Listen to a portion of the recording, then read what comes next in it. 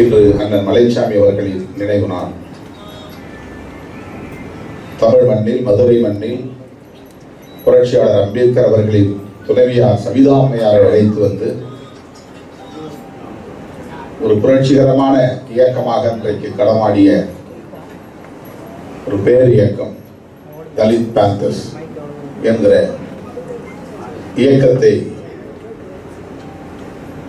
உருவாக்கி சாதி ஒழிப்பு அரசியலை விதைத்தவர் அண்ணன் மாவீரன் மலைச்சாமி அவர்கள். அவருக்கு இந்த நாளில் லட்சோப லட்சக்கணக்கான விடுதலை சிறுத்தைகளின் சார்பில் எமது செம்மாந்த வீர வணக்கத்தை செலுத்துகிறோம். நெடுநேரம் உங்களோடு இருக்க வேண்டும், பேச வேண்டும், விரிவாக பேச வேண்டும் என்று நான் அவரோடு இருந்தேன். நம்முடைய கட்சியின் தொழிலாளர் விடுதலை முன்னணியின் முதன்மை செயலாளர் முனைவர் மகாதேவன் அவர்கள் இன்று காலை நான் மதுரை விமான நிலையம் வந்து இறங்கியதும் வந்த தகவல், அவர் இயற்கை எய்திவிட்டார், காலமாகிவிட்டார் என்ற தகவல். நான் கட்டாயம் சென்னைக்கு போக வேண்டும், அவருடைய உடலுக்கு மலர்வளை வைத்து அஞ்சலி செலுத்த வேண்டும். ஆகவே 9:30 மணி விமானம் பிடிக்க வேண்டும் என்கிற ஒரு நெருக்கடியில் உங்கள் முன்னால் நின்று கொண்டிருக்கிறேன். போய்விட்டு நாளை காலை அதிகாலை விமானம் பிடித்து மறுபடியும் நான் மதுரைக்கு வந்து காரைக்குடி நிகழ்வுகளில் பங்கேற்க வேண்டும். ஆகவே நீண்ட நேரம் பேச இயலாத ஒரு நிலை. இந்த நூல் நான் ஒரு போராட்ட களத்தில் பேசிய உரையில் தொகுப்பு, எந்த தயாரிப்பும் இல்லாமல், மேற்கோள்கள் இல்லாமல், உள்வாங்கிய கருத்துக்களை, உணர்ச்சிகளை ஒரு போராட்ட களத்தில் என்னுடைய இயல்புக்கு ஏற்ப நான் வெளிப்படுத்திய ஒரு உரை. பொதுவாக நான் பேசுவது அப்படியே காற்றோடு போய்விடும். அதையெல்லாம் நான் பெரிதாக பாதுகாத்து வைக்கவில்லை. 32 ஆண்டுகளாக நான் ஆற்றிய உரைகளை 1-2 தான் தொகுக்க முடிந்தது. மற்ற எதையும் நம்மால் தொகுக்கவும் முடியவில்லை, பாதுகாக்கவும் முடியவில்லை. நானும் அதையெல்லாம் பெரிதாக எடுத்துக்கொள்வதில்லை. அதையெல்லாம் திரட்ட வேண்டும், தொகுக்க வேண்டும் என்று எண்ணுவதில்லை. பொதுவாக நான் கொடுக்கிற பேட்டிகளை கூட திரும்ப கேட்பதில்லை. என்னுடைய உரைகளை மறுபடியும் நான் கேட்பதில்லை. அந்த நேரத்தில் வேறு ஏதேனும் வேலையை செய்து கொண்டிருக்கலாம் என்று கருதக்கூடியவன். ஆக அன்றைக்கு நான் மேடையிலே கொளுத்து வெயிலில் பல்லாயிரக்கணக்கான தோழர்கள் திரண்டிருந்த அந்த களத்தில் சனாதன சக்திகளுக்கு நான் விடை சொல்லும் வகையில், விளக்கம் சொல்லும் வகையில் அல்லது எச்சரிக்கை விடுக்கும் வகையில் ஆற்றிய உரை தம்பி கற்பி பாலாவுக்கு ஒரு தாக்கத்தை ஏற்படுத்தி அதனை நூலாக்க வேண்டும் என்று தனிப்பட்ட முறையிலே அவர் இந்த இயக்கத்தை சாராதவராக இருந்தாலும் கூட இந்த கட்சியில் தன்னை உறுப்பினராக இன்றைக்குத்தான் அவர் இணைத்துக் கொண்டிருக்கிறார். ஆனால் இதை நூலாக்க வேண்டும் என்று எண்ணிய போது அவர் இந்த இயக்க உறுப்பினராக இல்லை என்றாலும் கூட இது வெகு மக்களுக்கு போய் சேர வேண்டும், இது ஒரு நூலாக ஆவணமாக வேண்டும் என்று எண்ணி அவரே அதை தொகுத்து புத்தகமாக்கி வெளியிடுகிற நிகழ்வுக்கு மட்டும் நீங்கள் வாருங்கள் என்று எனக்கு அழைப்பு விடுத்தார், தகவல் கொடுத்தார். நான் இன்னும் அதை படிக்கவில்லை. புத்தகம் கொண்டு வந்து கொடுத்தார். இந்த தேதியை கேட்பதற்கு வந்தபோது வழக்கம் போல தோழர்கள் என்னை படிக்க விட மாட்டார்கள், எழுத விட மாட்டார்கள், உறங்க விட மாட்டார்கள், சுற்றி வளைத்துக் கொள்வார்கள். 500 பேர் இருந்தாலும் என் மேல்தான் ஏறி நிற்பார்கள், 50 பேர் இருந்தாலும் என் மேல்தான் ஏறி நிற்பார்கள். இடித்துக் கொண்டே உரசிக்கொண்டே இருப்பார்கள். நான் போராடிக்கொண்டே இருக்க வேண்டும். அப்படி ஒரு சூழலில் அவர் கொடுத்த புத்தகத்தை என்னால் புரட்டி பார்க்க இயலவில்லை. ஏதோ நான் பேசிய பேச்சு,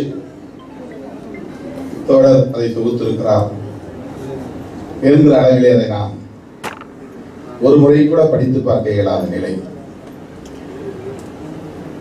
இந்த நூலை வெளியிடுவதற்கு மிக பொருத்தமான 2 பேரை அவர் அழைத்திருக்கிறார். பெரியாரின் பெருந்தொண்டர் அண்ணன் கொளத்தூர் மணி அவர்களையும், மார்க்சிய சிந்தனையாளர் அருமை தோழர் பாலபாரதி அவர்களையும் சிறப்பு அழைப்பாளர்களாக அழைத்திருப்பது மிகவும் பொருத்தமானது. மகிழ்ச்சி அடைகிறேன், பெருமைப்படுகிறேன். அண்ணன் வரதராஜன் அவர்களும் இந்த நிகழ்ச்சியில் பங்கேற்று ஓரிரு வார்த்தைகள் தான் பேசினார் என்றாலும் நம்மை அங்கீகரித்து அவர் ஆற்றிய உரை நமக்கு மகிழ்ச்சி அளிக்கிறது. திருமாவளவன் பேசிய பேச்சு வேறொன்றும் புதிதாக சுயம்புவாக சொல்லப்பட்ட கருத்து அல்ல. புரட்சியாளர் அம்பேத்கர் அவர்களும் தந்தை பெரியார் அவர்களும் ஏற்கனவே என்ன பேசினார்களோ அதைத்தான் நாம் எடுத்து சொல்கிறோம், அவ்வளவுதான். அவர்களுடைய எழுத்துக்களில் இருந்தும் பேச்சுக்களில் இருந்தும் நாம் புரிந்து கொண்டதை, உள்வாங்கிக் கொண்டதை, உணர்ந்து கொண்டதை, அதில் நமக்கு ஒரு ஈடுபாடும் ஈர்ப்பும் உடன்பாடும் இருக்கிற காரணத்தினால் அதை எடுத்துரைக்கக்கூடியவர்களாக நாம் இருக்கிறோம், அவ்வளவுதான். இன்றைக்கு அம்பேத்கருக்கு ஜெயந்தி கொண்டாடக்கூடிய கும்பல் சனாதன கும்பல். அவர்கள் ஒரே ஒரு முறை புரட்சியாளர் அம்பேத்கர் எழுதிய புத்தகங்களை அல்லது அவருடைய பேச்சின் தொகுப்புகளை ஒரே ஒரு முறை பிடித்தால் ஒன்று திருந்தி விடுவார்கள் அல்லது அம்பேத்கர் யார் என்று புரிந்து கொள்வார்கள். அம்பேத்கரை இன்றைக்கு இந்துக்களின் பாதுகாவலர்கள் என்று திரித்து கதைவிட்டுக் கொண்டிருக்கிறார்கள்.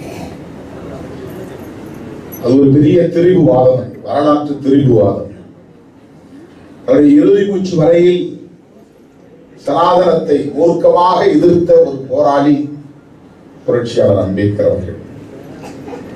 இதற்காகவே அவர் லட்சக்கணக்கானவர்களை திரட்டி இந்த மதத்திலிருந்து நாங்கள் இந்த அடையாளத்தை உதறி எறிந்துவிட்டு நாங்கள் பூர்வ பௌத்தர்கள் என்பதை உணர்த்தக்கூடிய வகையில் பௌத்தத்தை தழுவுகிறோம் என்று தழுவியவர். உலகத்திலேயே மிகப்பெரிய அளவில் ஒரு மாஸ் கன்வர்ஷன், லட்சக்கணக்கான மக்களை ஒரே நாளில் ஒரு மதத்திலிருந்து வெளியேற்றிய வரலாற்று நிகழ்வு, புரட்சிகரமான நிகழ்வு புரட்சியாளர் அம்பேத்கர் தலைமையில் நடந்த பௌத்த ஏற்புதான். மிகப்பெரிய தாக்குதல். இந்த இந்துத்துவா என்கிற கருத்தியலுக்கு எதிரான தாக்குதல், சனாதனம் என்கிற கருத்தியலுக்கு எதிரான தாக்குதல், இதை விட ஒரு கடுமையான தாக்குதலை வேறு எவரும் செய்ய முடியாது.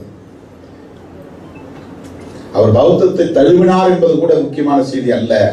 ஒரு மதத்தில் இருந்து தலைமுறையாக வாழ்ந்து கொண்டிருந்த அந்த கலாச்சாரத்தை தன்னுடைய கலாச்சாரம் என்று போலியாக நம்பிக்கொண்டிருந்த உழைக்கிற மக்களை ஒரே நாளில் 10 லட்சம் பேரை அதிலிருந்து வெளியேற்றினார் என்றால் அது எவ்வளவு பெரிய புரட்சிகரமான நடவடிக்கை என்பதை எண்ணி பார்க்க வேண்டும். பண்பாட்டு தளத்தில் நடத்திய மாபெரும் தாக்குதல்.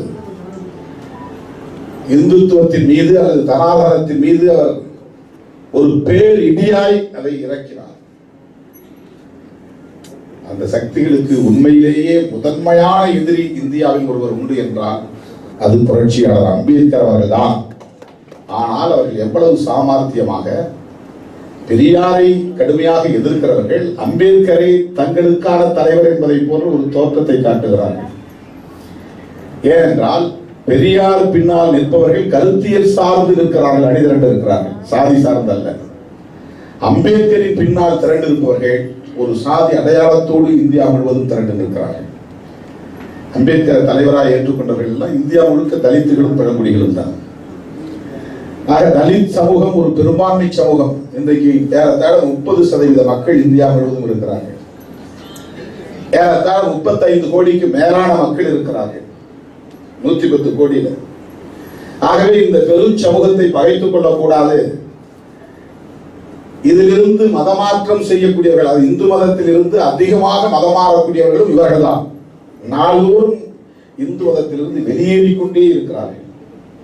கிறிஸ்தவர்களாகவோ இஸ்லாமியர்களாகவோ பௌத்தர்களாகவோ மாறிக்கொண்டே இருக்கிறார்கள். நாள்தோறும் நிகழ்ந்து கொண்டே இருக்கிறது. தனிநபராகவோ குடும்பமாகவோ சமூகமாகவோ 10 பேராகவோ 1000 பேராகவோ மாறிக்கொண்டே இருக்கிறார்கள். இது மிகப்பெரிய சேலஞ்ச். இன்னைக்கு RSS மிகப்பெரிய கேள்வியாக இருக்கிறது அவர்களுக்கு. RSS இயக்கத்தினுடைய பிள்ளைதான் அவர்கள் பெற்ற பிள்ளைதான் பிஜேபி என்பது. பிஜேபியுடைய துணை அமைப்பு அல்ல ஆர்எஸ்எஸ். ஆர்எஸ்எஸ் அமைப்பு துணை அமைப்பு தான் பிஜேபி. பிஜேபிக்கு என்று தனி அரசியல் கோட்பாடுகள் கிடையாது. ஆர்எஸ்எஸ் உடைய கோட்பாடுகள் தான் பிஜேபியுடைய கோட்பாடுகள். ஆர்எஸ்எஸ் உடைய உயிர் மூச்சு கொள்கை என்பது சனாதனம். சனாதனம்ங்கிறதுக்கு ஒன்றும் அர்த்தம் நேரடியான பொருள் என்ன அப்படின்னா அது நிலையானது பொருள், வேற ஒன்றும் அழிவில்லாதது பொருள். சனாதனன் அப்படிங்கிற சொல்லுக்கு அழிவில்லாதது பொருள், அவ்வளவுதான். எட்டர்னல் என்று சொல்கிறார்கள். அப்படின்னா தொடக்கமும் தெரியாது முடிவும் தெரியாதுன்னு அர்த்தம். தொடக்க புள்ளியும் தெரியாது முடிவு புள்ளியும் தெரியாது. எப்ப இந்த மதம் தோன்றுச்சுன்னு யாருன்னு சொல்ல முடியாது அப்படிங்கிற ஒரு கருத்தை உணர்த்தக்கூடிய சொல்லாடல் தான் சனாதனம் என்பது. ஆனால் அதனுடைய அடிப்படையான கோட்பாடு என்னன்னா பிறப்பின் அடிப்படையில் உயர்வு தாழ்வுங்கிறது. அக்ரஹாரத்தில் பிறந்தால் அவன் எல்லோருக்கும் மேலானவன், உயர்ந்தவன், அவன் தான் பிரம்மனுடைய தலையில் பிறந்தவன் என்று வர்ணாசிரமம் சொல்லுகிறது. வர்ணாசிரமத்தினுடைய ஒரு உயிர் மூச்சு அப்படி என்று சொன்னால் அதுதான் சனாதனம். அதுக்கு பின்னால் இந்துத்துவா என்கிற அளவுக்கு அது விரிவடைந்திருக்கிறது. சனாதனங்கிறது தான் கோர் பாயிண்ட், அதாவது கான்செப்ட். பிறப்பின் அடிப்படையில் உயர்வு தாழ்வு. மனிதன் எல்லோரும் சமம் கிடையாது, எல்லோரும் சமமில்லை என்பது சனாதனம். நீ நானும் அண்ணன் தம்பி இல்லை, அக்கா தங்கை இல்லை, சகோதரத்துவம் இல்லை என்பது சனாதனம். உனக்கு கருத்து சுதந்திரம் இல்லை, உனக்கு முடிவெடுக்கும் சுதந்திரம் கிடையாது, நீ எதையும் உன்னுடைய விருப்பப்படி செய்ய முடியாது, உனக்கு அப்படி ஒரு சுதந்திரத்தை வழங்க முடியாது என்று சொல்லுவது சனாதனம். சுதந்திரத்தை மறுப்பது, சகோதரத்துவத்தை மறுப்பது, சமத்துவத்தை மறுப்பது சனாதனம். இது பேசிக் கான்செப்ட். அதை யார் உள்வாங்கிக் கொண்டார்கள், யார் அதை வளர்த்தெடுத்தார்கள், யார் அதை செழுமைப்படுத்தினார்கள், யார் அதை தக்க வைத்துக் கொண்டிருக்கிறார்கள் என்றால் பிராமணர்கள். அதனால் அதை பிராமணியம் என்று அடையாளப்படுத்தினார்கள் நம்முடைய முன்னோர்கள். பிராமணிசம், பார்ப்பனியம். ஏனென்றால் அந்த கொள்கை அவர்களுக்கானது, அவர்களின் நலன்களுக்கானது, அவர்களின் பாதுகாப்புக்கானது, அவர்களின் ஆதாயத்திற்கானது.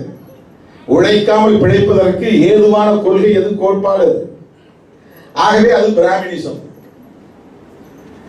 அவர்களுக்கு மேலும் பாதுகாப்பு வேண்டும் என்கிற போது சேஃப்டி அண்ட் செக்யூரிட்டி இந்த சொசைட்டி அவர்களுக்கு பாதுகாப்பை உறுதிப்படுத்த தேவைப்படுவதால் அதை அவர்கள் கலாச்சார தளத்திலும் ஆன்மீக தளத்திலும் விரிவுபடுத்தினார்கள். சிவனை கும்புறவனு இந்து தான், விஷ்ணுவை கும்புறவனு இந்து தான், கருப்புசாமி கும்புறவனு இந்து தான், முனியாண்டியை கும்புறவனு இந்து தான், பேச்சியம்மாவை கும்புறவனு இந்து தான், குலதெய்வத்தை நடுகல்லை வணங்குகிறவனு இந்து தான். நீ கிறிஸ்தவன் இல்லையா இந்து, நீ முஸ்லீம் இல்லையா இந்து என்று எல்லோரையும் கலாச்சார தளத்திற்குள்ளே தனக்கு பாதுகாப்பாக அவர்களை அரசியல்படுத்தி இணைத்துக் கொண்டது. அதுதான் இந்துயிசம். அது இந்து பிராமணிசம் என்பது இந்துயிசமாக விரிவடைகிறது. அவர்களுக்கான பாதுகாப்பை முன்னிறுத்தி எல்லோரையும் நம்ம ஆளுதான் வாங்க. ஏன்னா நீங்க யோசிச்சு பாருங்க, 3% தான் பார்ப்பனர்கள். அவங்க என்னைக்காவது தங்களை சிறுபான்மையினர் டிக்ளேர் பண்ணிக்கிட்டது உண்டா? என்னைக்காவது அவர்கள் நாமாவது பார்த்து அவங்க சிறுபான்மை சமூகம் சொல்லியிருக்கிறோமா? முஸ்லீமை பார்த்து சிறுபான்மைங்கிறோம், கிறிஸ்தவர்களை பார்த்து சிறுபான்மைங்கிறோம். கோடிக்கணக்கான மக்கள் இருக்கிறாங்க அவங்க. ஆனா பார்ப்பனர்களை இதுவரையில் இந்தியாவில் யாராவது அவர்களை மைனாரிட்டிஸ் சொன்னது உண்டா? ஏன் சொல்லல? நியூமெரிக்கலி அவங்க மைனாரிட்டிஸா இருந்தாலும் கூட, பிராமின் அப்படிங்கிற ஒரு வர்ணத்தின் அடிப்படையில் அவர்கள் மைனாரிட்டியாக இருந்தாலும் கூட, இந்துயிசம், இந்துஸ் என்கிற அடிப்படையில ஐடியாலஜிக்கலி அவங்க மெஜாரிட்டி. எல்லாத்தையும் அவன் இந்துவை மாத்தி விட்டுறான். இந்துயிசம் என்பது ஒரு கட்டம் அது விரிவடைந்து இன்றைக்கு அரசியல் தளத்திலும் அவர்களுக்கான அஜெண்டா, மிகப்பெரிய அஜெண்டா, செயல் திட்டம் வலுவாகிவிட்டது. என்ன அஜெண்டான்னா, முஸ்லிம்கள் இருக்கிற நிலப்பரப்புக்கு பாகிஸ்தான் பேர் வைக்கும் போது இந்துக்கள் பெரும்பான்மையா இருக்கிற இந்த பகுதிக்கு ஏன் இந்துஸ்தான் என்று பெயர் வைக்கக்கூடாது? இந்துஸ்தான் இந்த நாடு நம்முடைய நாடு, இந்து ராஷ்டிரம் இது நம்முடைய நாடு, இந்த நாட்டுக்கு பெயரை மாற்றணும், இந்த நாட்டுக்கு பெயரை மாற்றணும். எல்லா இடங்களையும் அவன் சாதி பெயரில் அல்லது மதத்தின் பெயரில் நாட்டுக்கு பெயர் வச்சிருக்கிறான். இங்க ஏன் அந்த மாதிரி நம்முடைய மதத்தின் பெயரில் இந்த நாட்டுக்கு பெயர் வைக்க கூடாது? எல்லா நாடுகளிலும் அவன் சொந்த மதத்தை அரச மதம்னு அறிவிக்கிறான். ஏன் இங்க இந்து மதத்தை ஒரு ஸ்டேட் ரிலீஜன் அறிவிக்க கூடாது? இந்துக்கள் பெரும்பான்மையாக இருந்தும் நமக்கு இங்க பெரிய சுதந்திரம் இல்லை. ஆனா முஸ்லிம்களுக்கு நல்ல சுதந்திரம் இருக்குது, கிறிஸ்தவர்களுக்கு சுதந்திரம் இருக்குது. எங்க பார்த்தாலும் ஒரு சர்ச்சை கட்டிடுறான், எங்க பார்த்தாலும் மசூதியை கட்டுறான். அவர்கள் ரொம்ப இலகுவா கல்விக்கூடங்களை கட்ட முடியுது, நம்மளால கட்ட முடியல.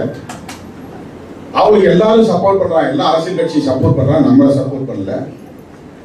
இந்த மாதிரியான அரசியலை முன்வைத்து அரசியல் அதிகாரத்தை கைப்பற்றுவது, அந்த அரசியல் அதிகாரத்தை தக்க வைத்துக் கொள்வது, அந்த அரசியல் அதிகாரத்தின் மூலம் அவர்கள் விரும்புகிற பழைய சமூக கட்டமைப்பை, ஓல்ட் சோசியல் ஆர்டர், வர்ணாசிரம தர்மத்தின் அடிப்படையில் நிறுவப்பட்ட சமூக கட்டமைப்பு, பிராமணன் மேலானவன், எல்லோருக்கும் மேலானவன், அவனுக்கு அடுத்த நிலையில் இருப்பவன் சத்திரியன், அடுத்த நிலையில் இருப்பவன் வைசியன், அடுத்த நிலையில் இருப்பவன் சூத்திரன், இந்த ஃபோல்டுக்குள்ள, இந்த வளையத்துக்குள் வராதவர்கள் தான் அவுட் காஸ்ட். இதெல்லாம் காஸ்ட் என்று சொன்னதான் காஸ்ட் என்று சொல்றோம். இந்த சாதியை ஏற்றுக்கொண்ட இந்துக்கள். அப்ப அவுட் காஸ்ட் அப்படின்னா யார்? சாதியை ஏற்றுக்கொள்ளாமல் எதிர்த்து நின்றவர்கள், புறச்சாதியினர், வெளியில நிற்கிறவன்.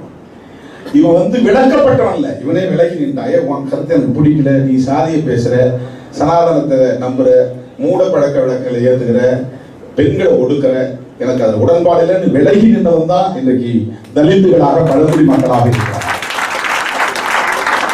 இவர்கள் தான் அவர்களை இழிவாக பார்த்தார்கள். இதுதான் வரலாறு. அவர்களை விட்டு ஒதுங்கி நின்றார்கள். இப்ப வெளியில எப்படி கற்பிச்சுட்டாங்கன்னா, இவங்க கீழானவங்க இவங்களை அடக்கி ஒடுக்கி வச்சுட்டாங்க, இவங்களை தள்ளி வச்சாங்க. கிடையாது. புரட்சியாளர் அம்பேத்கர் கும்பகோணத்தில் நடந்த ஒரு சம்பவத்தை பதிவு செய்கிறார். என்னன்னா, அங்கு இருந்த அந்த பழங்குடி சமூகத்தின், அதாவது ஆதி திராவிடர் இன்றைக்கு அழைக்கப்படக்கூடிய சமூகத்தின் தெருக்களில் பார்ப்பனர்கள் வந்தால் சாணி செட்டி எடுத்து தொடப்பத்துல சாணியை தொட்டு நனைச்சி, அந்த தொடப்பக்கட்டையால் சாணியை நனைத்த தொடப்பக்கட்டையால் விரட்டி அடிப்பார்களாம். பார்ப்பனர்களை விரட்டி இடிக்கக்கூடிய சமூகமாக இந்த சமூகம் விரும்புகிறது. என் தெருவில் ஏன் வந்த, உனக்கு எனக்கு என்ன சம்பந்தம்? நீ ஒரு சனாதன சக்தி, நீ பிற்போக்கு சக்தி, உனக்கு ஜனநாயகம் கிடையாது, நீ சாதியின் மீது நம்பிக்கை உள்ளவன், வர்ணாசிரம தர்மத்தை ஏற்றுக்கொள்ளக்கூடியவன், நீ பெண்களை ஒடுக்கி வைப்பவன், தீட்டு என்கிற கோட்பாட்டை கொண்டவன், உனக்கு எனக்கும் பொருந்தாத, என் பக்கம் வராதன்னு விரட்டி அடிச்சிருக்கான். கொலை நடந்ததாகவும் சொல்றேன், வெட்டி இருக்கிறாங்க, கொலை பண்ணி இருக்கிறாங்க. ஆனா இன்னைக்கு அப்படியே வரலாறு தலைகளை புரட்டி போயிட்டாங்க. ஏதோ இவங்க ரொம்ப கிரீஷாதிங்கிறதுனால அதனாலதான் இவங்க எல்லாத்தையும் விரட்டி ஓரமா ஒதுக்கி வச்சுட்டாங்க. கிடையாது, இவன் விலகிட்டான். உனக்கே எனக்கு ஒத்து வராது, இப்போ வெளியில உன்னோட நான் சேர மாட்டேன், உன்னோட சேர மாட்டேன். இவன் தான் அவனாவது வெறுப்பா பார்த்துருக்கிறான்.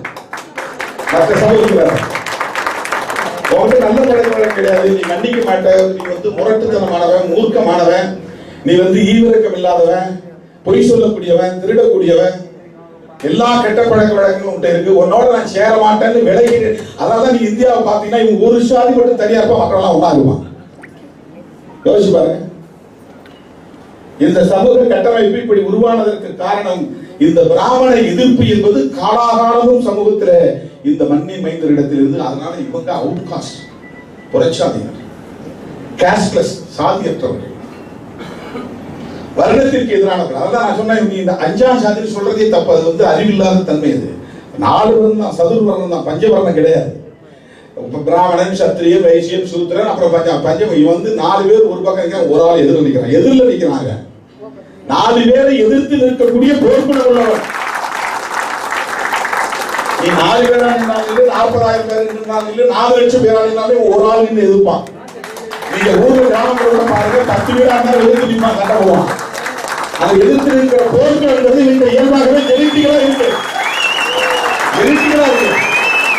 அவங்க 2000 வீடு இருந்தா பாருங்க, 2 வீட்டுக்காரங்க பிரச்சனை பண்ணலாம். அதுதான் ஜெனட்டிக்கல்.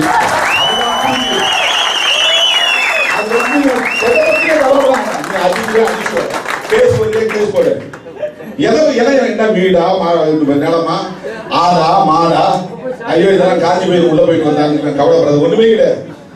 உழைப்பான், சாப்பிடும், தண்ணி அடிப்பான், தூங்குவான். போய் மெடிடேஷன் வேண்டிய அவசியம் கிடையாது. கொடைக்கானல் மாதிரி போய் நிம்மதியை தர வேண்டிய அவசியம் கிடையாது. இமயமலைக்கெல்லாம் போக வேண்டிய அவசியம் கிடையாது. அடுத்த இடத்துல இமயமலை எப்படி ரஜினிகாந்த் அமைதி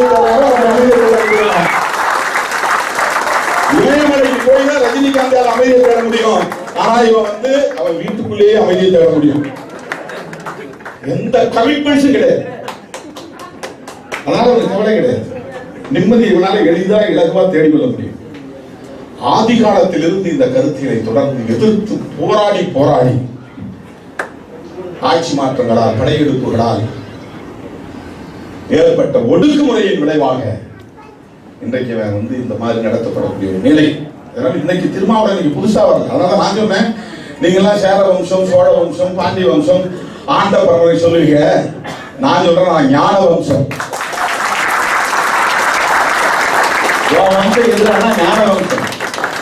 கௌதம புத்தர் சொன்னது அம்பேத்கர் சொன்னாரு, தந்தை பெரியார் சொன்னாரு. பெரியார் சொன்னதை திருமாவளவன் சொல்றான், அம்பேத்கர்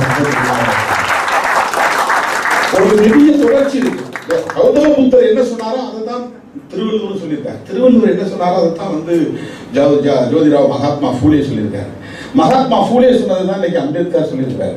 அம்பேத்கர் சமகாலத்தில் தான் நம்முடைய தந்தை பெரியார் சொல்லியிருக்காரு. இந்த வம்சத்தை சார்ந்தவர்கள் நாங்கள். ஆனா பார்ப்பனர்களின் அடிமைகளா இருந்தவங்க தான் சேரவேந்தன், சோழவேந்தன், பாண்டிய மன்னர்கள். அவன் கை கட்டி நிற்பான், அவன் கோவணம் கட்டிட்டு கருவறைக்குள்ள நிற்பான். இவன் மன்னாதி மன்னன்கிறவன் வெளியில தான் நின்று சாமி கும்பிடணும். இந்த நாட்டினுடைய மன்னாதி மன்னனா இருந்திருந்தாலும் மீனாட்சி கோயிலுக்குள்ள அவன் நுழைய முடியாது. அங்க வந்து அந்த மீனாட்சி கோயில் இருக்கிற ஆளு தான் உள்ள கருவறைக்குள்ள நிற்க முடியும். உன்னோட சேர மாட்டேன், நான் ஒரு கல்லை நட்டு நானே பூசாரி, நானே எல்லா வேலையும் செய்வேன், நானே சாமி கும்பிடுவேன், நானே அதுக்கு படைப்பேன், நானே எல்லா வேலையும் செய்வேன், இவரே சாமி ஆடுவான், இவரே பூஜை செய்வான், இவரே எவனும் இவனுக்கு தனி கோயிலை உண்டாக்கல. நான் உன்னோட சேர மாட்டேன்னு இவன் கோயிலை உண்டாக்கிட்டான்.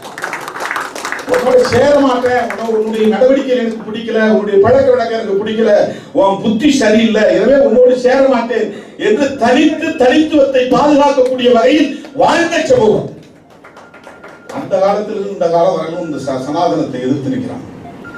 எனக்கு திடீர்னு எங்க அப்பாவிட்ட இருந்து வந்துருச்சு, அல்லது சிறுபா வந்துருச்சு, இதுல இருந்து தான் தொடங்கிச்சுன்னு சொல்லல. கௌதம புத்தர் காலத்திலிருந்து தொடர்கிறது. அதுக்கு முன்னாடி இருந்துக்கலாம். ஏன்னா கௌதம புத்தர் காலத்துல இந்து மதம் ஒன்று கிடையாது, வேத மதம் தான், வேதிக் ரிலிஜன். அந்த வேத மதத்துடைய கொள்கை தான் சனாதனம். அந்த சனாதனம் தான் வந்து இப்படி சமூகத்தை வந்து பிரித்து உயர்வு தாழ்வை கற்பித்து அவங்களுக்கு பாதுகாப்பான எல்லா விதிமுறைகளையும் உருவாக்கிடுச்சு. இதை நான் வந்து தெரிஞ்சுக்கிட்டு கொஞ்சம் எக்ஸ்ட்ரா போறேன். நான் பேசுறேன். அன்னைக்கு கூட பேசும்போது அன்னைக்கு சொன்னார்ல அந்த கருத்தரங்கம் ஆன்லைன் நடந்தது, ப்ரிப்பேர் பண்ணலாம் பேசுறேன், ஜெனரலா பேசுறேன். கண்டிச்ச போராட்டத்துக்கு நான் எதுவும் ப்ரிப்பேர் பண்ணல. பணம் உடனே புத்தகம் கொடுத்தாரு. நம்ம ஒரு இழை கிடைச்சா போதும், ஒரு ரோடு போட்டா, ஒரு கோடு போட்டா ரோடு போடுவோம். நாம ஒரு கோடு போட்டா ஒரு மாயம் கிடைச்சா போதும், ஒரு வார்த்தை கிடைச்சா போதும். ஒரு வார்த்தை வச்சுக்கிறதுனால 3 மணி நேரம் பேச முடியும்.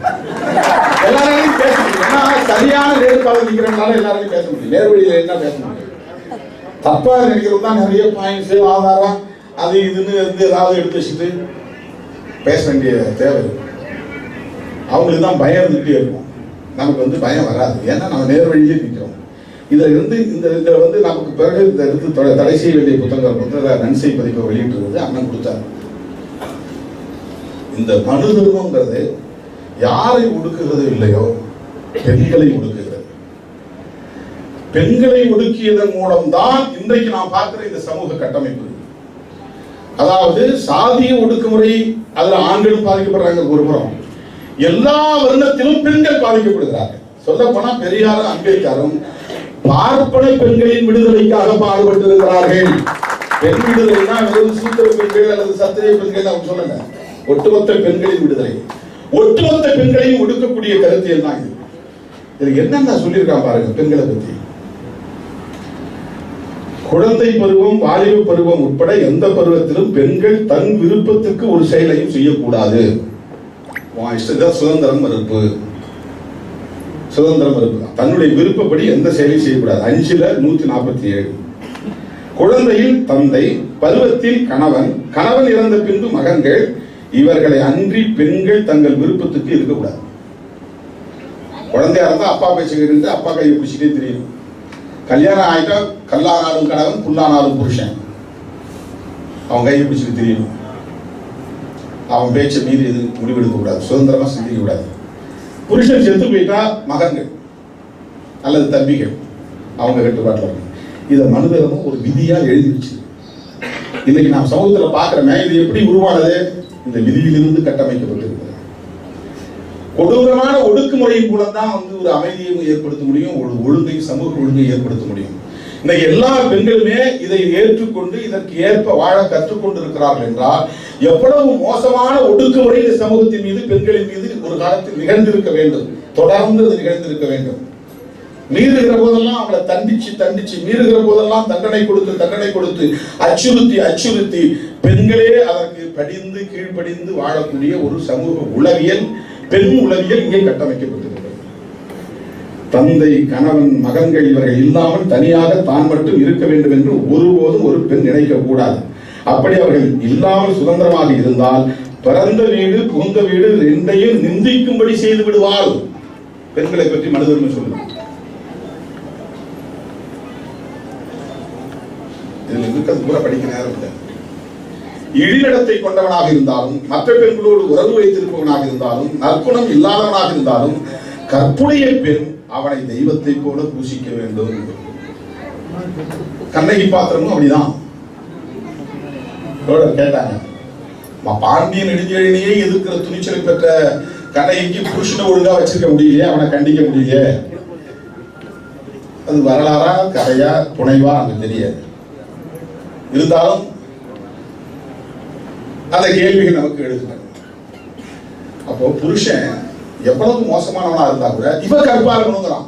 ஆம்பளை ஒழுக்கம் கெட்டு போயிட்டா பெண்கள் எப்படி பாதுகாப்பா இருக்க முடியும்? இது எவ்வளவு பெரிய மோசமான ஒரு, ஆண்கள் எப்படி வேணாலும் இருக்கலாம்னா அவன் பெண்கள் எப்படி பாதுகாப்பாகவும் அவன் விரும்புகிற மாதிரியான தூய்மையாகவும் இருக்க முடியும்? வாய்ப்பே இல்லையே.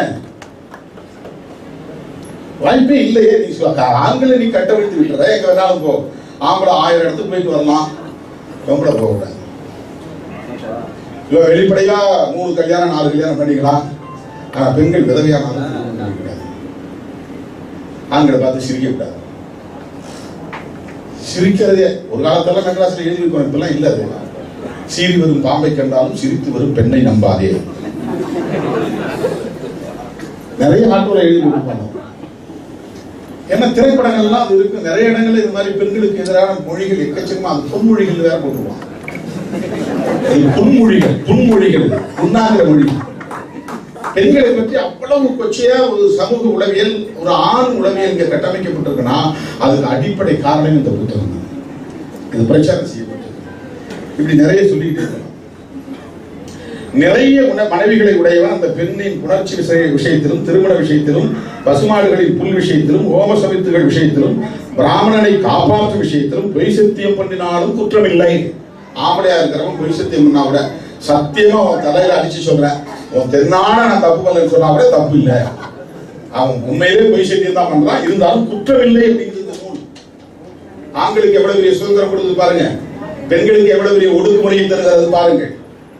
மனைவி, பிள்ளை, வேலைக்காரன் இவர்களுக்கு ஒருவனுடைய பொருளில் உரிமை இல்லை. மனைவிக்கு பொருள்ல உரிமை இல்லை, பிள்ளைக்கு உரிமை இல்லை, வேலைக்காரன் இவர்களுக்கு உரிமை இல்லை. இவர்களால் ஈட்டப்படும் பொருளும் தலைவனுக்கே உரியது. அவர்கள் ஈட்டிய பொருளை தர்மம் செய்யவும் தலைவன் அனுமதி வேண்டும். இதெல்லாம் அந்த புத்தகத்தில் வருது. அண்ணன் தம்பி இருவரும் சந்ததி நசிக்கும்படியான ஆபத்து காலம் தவிர பெரியோரின் அனுமதி பெற்று ஒருவர் மனைவியை மற்றவர் புணர்ந்தாலும் பாவம் ஏற்படும். வாரிசு இல்லாமல் அந்த குலம் அழியும் நிலை வரும்போது இது அண்ணன் படிச்சார். அதாவது ஆண்களுக்கு எவ்வளவு பெரிய சுதந்திரத்தை, ஆண்னா வந்தால எல்லா வர்ணத்தையும் கடந்து சொல்றான். இந்த இடத்துல வர்ணம் வராம கிடையாது. பிராமண ஆணா இருந்தாலும் சரி, சத்திரிய வைசிய சூத்திர ஆணா இருந்தாலும் சரி, அந்த ஆண்களுக்கு சுதந்திரம் உண்டு. பார்ப்பன பெண்மணியிலிருந்து சூத்திர பெண்மணிகள் வரையில் சுதந்திரம் கிடையாது. சுதந்திரத்தை மறுக்கிறது. இன்னைக்கு உருவாகி இருக்கக்கூடிய இந்த சமூக கட்டமைப்பை யோசிச்சு பாருங்க. நம்முடைய தலைமுறையில நம்முடைய அம்மா படிச்சிருக்காங்களா, அம்மாவுடைய அம்மா படிச்சிருக்காங்களா, பாட்டிக்கு பாட்டி படிச்சிருக்கிறாங்களா, பாட்டனாவது முப்பாட்டனாவது 7வது 8வது 2வது 3வது படிச்சான்னு சொல்றதுக்கு சான்றுகள் இருக்கு. ஆனா பெண்கள் படித்ததுக்கு சொல்றதுக்கு சான்றுகள் கிடையாது. 1000 ஆண்டுகளாக தொடர்ந்து ஒரு சமூகத்தின் பாதிய, சமூகத்தில் மனித குலத்துல பாதி மக்கள் தொகை கொண்டது பெண்கள். 50% ஆஃப் தி பாப்புலேஷன் அடக்கி ஒடுக்கி அறியாமை கொண்டது, இருட்டில் கிடக்கலாம். எப்படி இந்த சமூகம் உருப்படும்? இந்த குறைந்த காலத்தில் ஒரு 10-20 ஆண்டுகள்ல பெரியார் தோன்றிய பிறகு, அம்பேத்கர் தோன்றிய பிறகு இவர்கள் எல்லாம் போராடி பெற்ற உரிமைகளின் விளைவாக இன்றைக்கு பெண்கள் நீதிபதிகள் ஆகிறார்கள், பெண்கள் இன்றைக்கு அரசியலில் மிளிர்கிறார்கள், பெண்கள் இன்றைக்கு விளையாட்டு தளங்களில் சாதனை புரிகிறார்கள், பெண்கள் இன்றைக்கு எல்லா தளங்களிலும் ஆண்களுக்கு சளைப்பில்லை என்கிற வகையிலே, இன்னும் சொல்ல போனால் ஒருபடி மேலே போய் எல்லாத்தையும் சாதிக்கக்கூடியவர்கள் மாறி இருக்கிறார்கள் என்றால் யோசிச்சு பாருங்க. எனவே சனாதனம் என்பது நம்முடைய கற்பனை கருத்து அல்ல. இந்த மண்ணை நீண்ட நெடுங்காலமாக ஒடுக்கி வைத்திருக்கக்கூடிய மிக மோசமான ஒரு கருத்து. அதை எதிர்த்து போராடக்கூடிய ஒரு போராளியாகத்தான் புரட்சியாளர் அம்பேத்கர் அவர்களும் தந்தை பெரியார் அவர்களும் கூட இந்த மண்ணிலே அவர்கள் நின்றார்கள். என்னிட்ட பல பேர் கேட்கிறான், நமக்கு என்ன எல்லாருக்கும் ஒரு அடையாளம் இருக்கு, அவன் ஒரு சாதியை சொல்கிறான், இவன் ஒரு சாதியை சொல்கிறான், பேரை மாற்றுகிறான், இந்த போன தடவை இருந்த பேர் இப்ப இல்லை, இப்ப இதெல்லாம் நமக்கு ஒரு அடையாளம் வேணாமா? விடுதலை சிறுத்தைகளின் சார்பில் நான் அறிவித்தேன், இப்போதும் அறிவிக்கிறேன், நமக்கான அடையாளம் சமூக நீதி என்பதுதான். சமூக நீதி என்பதுதான் அடையாளம். யார் ஒற்றுமை வேணும்னா தலித் ஒற்றுமையா அல்லது தமிழர் ஒற்றுமையா அல்லது இந்தியர் ஒற்றுமையா அப்படின்னு கேட்டா, ஒற்றுமைங்கிறது ஜனநாயக சக்திகளின் ஒற்றுமை. அதுதான் நிற்கும். ஜனநாயக சக்திகளின் ஒற்றுமையா, பாட்டாளி வர்க்க ஒற்றுமையா இருந்தா கூட எல்லா பாட்டாளி வர்க்கத்தையும் ஒருங்கிணைச்சிட முடியாது. தமிழர் ஒற்றுமைனா எல்லா தமிழர்களையும் ஒருங்கிணைச்சிட முடியாது. இவை எல்லாவற்றுக்கும் முட்டுக்கட்டையாக இருப்பது சாதிதான். இங்கே தமிழர் ஒற்றுமை சாத்தியமில்லை, காரணம் சாதி. பாட்டாளி வர்க்க ஒற்றுமை சாத்தியம் இல்லாமல் இருப்பதற்கு காரணம் சாதி. அல்லது தலித் ஒற்றுமை என்கிற பெயரிலே நாம் ஒருங்கிணைய வேண்டும் என்றாலும் கூட அதை சாதி நீ வேற அவன் வேற எப்படி ஒண்ணாக முடியும் அப்படின்னு ஒரு பிட்ட போட்டான் அங்க சனாதன சக்திகள். நீ ஆண்ட பரம்பரை, அவன் வேற பரம்பரை, ஏதோ பறைய சமூகத்துல பிறந்தா 100-100 பேரும் பறைய ஜனநாயகம் வச்சுக்கிட்டு அடிச்சுட்டு கொட்டிக்கிட்டே இருக்கிற மாதிரி காலங்காலமா எல்லாரும் பறைய கொட்டி தான் வந்து சம்பாதிச்சு கிடையவே கிடையாது. அதெல்லாம் அப்பட்டமான கருத்தியல் பிழை. எந்த சாதிக்கும் அப்படியான எந்த ஒரு வரலாறு, எல்லாருமே ஒரு காலத்துல ஏதாவது ஒரு மன்னர் பரம்பரையில இருந்தோ அல்லது ஏதாவது ஒரு வேளாண்மை தொழில இருந்தோ தான் வந்திருக்க முடியும்.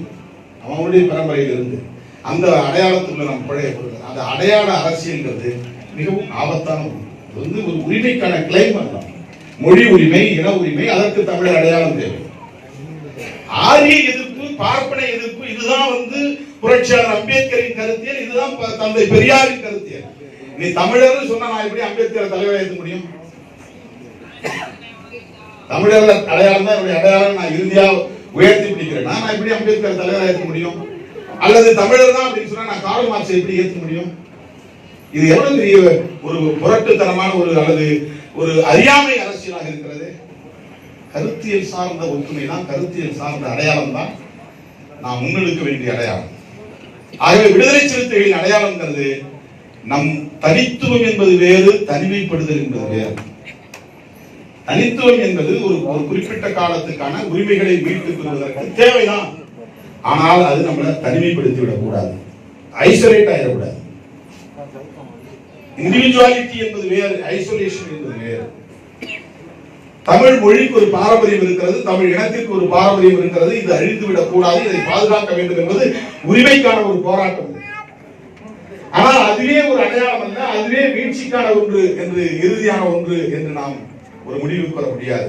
அதை கடந்து ஜனநாயக சக்திகள் கேரளா பேசக்கூடிய சமூகத்தில் இருக்கிறார்கள், கன்னடத்தில் பேசக்கூடிய சமூகத்தில் இருக்கிறார்கள், குஜராத்தியை பேசக்கூடிய சமூகத்தில் இருக்கிறார்கள், இந்தியை பேசக்கூடிய மக்களிடத்தில் இருக்கிறார்கள். அவங்க எல்லாம் புரட்சியாளர் அம்பேத்கரின் கொள்கைகளை, தந்தை பெரியாரின் கொள்கைகளை ஜனநாயக அடிப்படையில் உள்வாங்கிக் கொண்டு, கார்ல் மார்க்ஸுடைய கொள்கைகளை ஜனநாயக அடிப்படையில் உள்வாங்கிக் கொண்டு விளிம்பு நிலை மக்களுக்காக குரல் கொடுக்கிறார்கள். பீமா கோரேக்கர் வழக்கில் கைது செய்யப்பட்டவங்க யாரு? எதுக்காக? இந்த இந்துத்துவா என்கிற கருத்தியலை விமர்சனம் செய்கிறார்கள் என்பதற்காகவே. கௌரி லங்கேஷ் யார், ஏன் கொல்லப்பட்டார்கள்? நரேந்திர தபோல்கர் யார், ஏன் கொல்லப்பட்டார்? அவங்க எல்லாம் இது வந்து அம்பலப்படுத்துறாங்க, சனாதனத்தை அம்பலப்படுத்துறாங்க, இந்துத்துவா பாலிடிக்ஸ் அம்பலப்படுத்துறாங்க, பிஜேபி வந்து தோலுரிக்கிறாங்க. அதனால அவன் வந்து இந்துவா இருந்தாலும் அவன் தூக்குறாங்க, வீடு தேடி போய் கொள்றான், வீடு தேடி போய் கொள்றான். அந்த பயங்கரவாதம் இன்றைக்கு சனாதனத்தின் மூலமாக இங்கே தலைவிரித்தாடுகிறது. ஆகவே நமக்கான அடையாளம் என்பது சமூக நீதி, நாம் விரும்புகிற ஒற்றுமை என்பது ஜனநாயக சக்திகளின் ஒற்றுமை.